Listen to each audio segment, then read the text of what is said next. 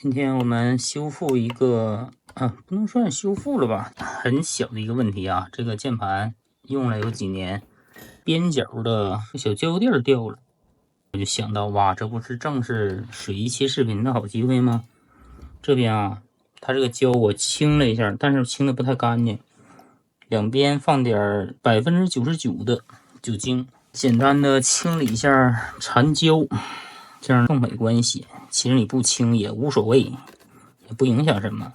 擦一擦，本來它是一面掉了，摁鍵盤的時候它就老是晃來晃去的，因為它不穩定了嘛。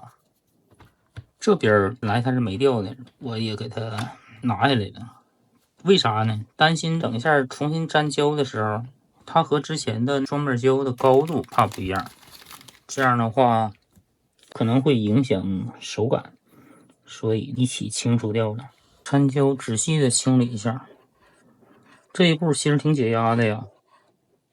這期的看點呢，其實也就在這兒了，看個清膠和粘膠，稍微有一點動手能力的，相信大家都會做這個事情吧。只不過這個事情能把它錄成視頻發出來的，那可能就很少了。用有2-3年了，這個鍵盤沒有出現任何問題啊，用這麼些年可以說是個好鍵盤。尤其像我這種高強度使用的用戶，在我的手下用個幾年的不會不發生問題的，挺難得的。還是這個小墊上的膠，其實我沒有清得太乾淨，還是可以區分出哪面原先是有膠的。這點酒精清理一下啊。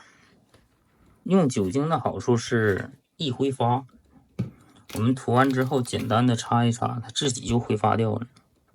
大家看一下這一期用到了什麼工具？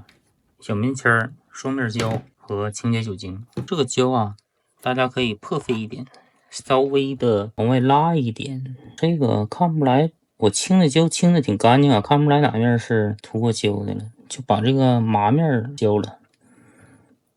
這個膠啊，貼的好一點。看這個膠我清的多乾淨。